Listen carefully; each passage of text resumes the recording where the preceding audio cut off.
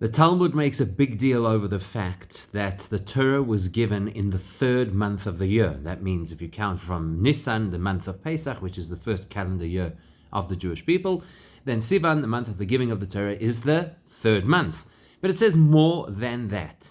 It says, Baruch, blessed is God, who gave Urian Tlisoi, a Torah that has three parts: Torah, Nevi'im, Kesuvim, the 5 books of Chumash, the books of the prophets, and the other books like the Tehillim and the Megillas. La'am Tlisoi, to a nation that is made up of three parts: Kohen, Levi, and Yisrael. Beyarcha Tlisoi, in the third month, Al Yedei Tlisoi, through the person who was person number 3 in his family, the third child in his family. So clearly the number 3 has a lot to do with the giving of the Torah.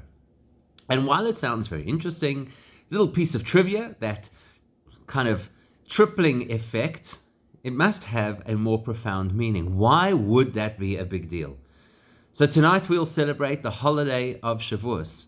And tomorrow, ordinarily, if we were all at Shul, we would be reading the 10 Commandments and the story of the giving of the Torah on the date that it happened in this third month of the year. So whatever the story is and whatever the message is about that number 3 and how it associates with Torah must clearly speak to us and be relevant to us, and especially over this period. So what's the significance of the number 3? You know, the number 1 is obviously significant because 1 is Hashem, as we know from the famous song that we sing, some of us at Pesach time. So 1 represents a reality as it was before the world was created.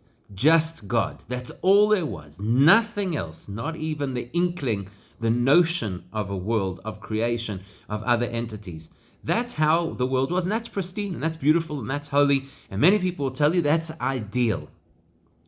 2 represents split. 2 represents conflict, contrast.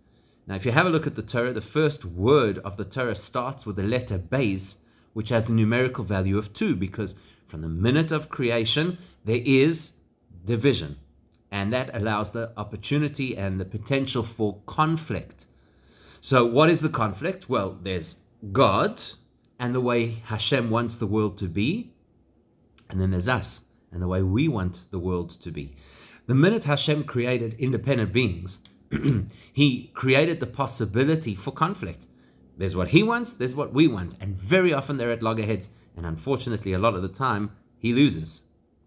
So for the first 2,500 years of history, there was this constant conflict, this tug-of-war.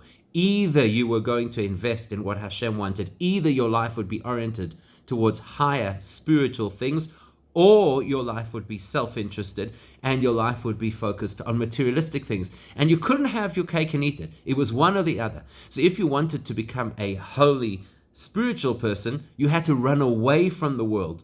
And that's why many of our forefathers were shepherds, because it's the quiet life and it's disinvested from urban living and from materialism. It's the ideal place to connect with number 1.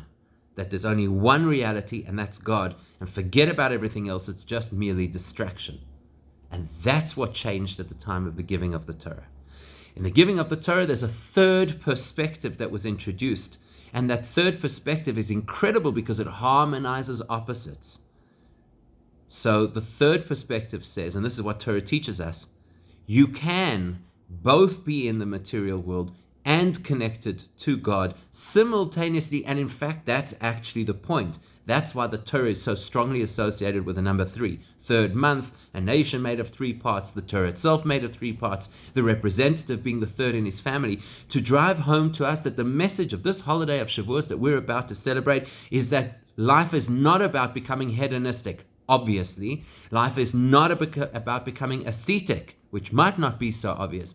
Life is about finding and applying a holiness to every single activity that we undertake, to every single experience that we have. So long as it's not something forbidden by the Torah, there's always the opportunity to bring the third perspective that says there's holiness within this materialism. That's the goal of Torah. When you eat, it could be holy. When you do business, it should be holy. When you exercise, infuse it with holiness. That's the goal of being Jewish. Have a wonderful Yom Tov, and as the traditional wish goes, may we all this year renew our commitment to Torah in a joyous and personal way.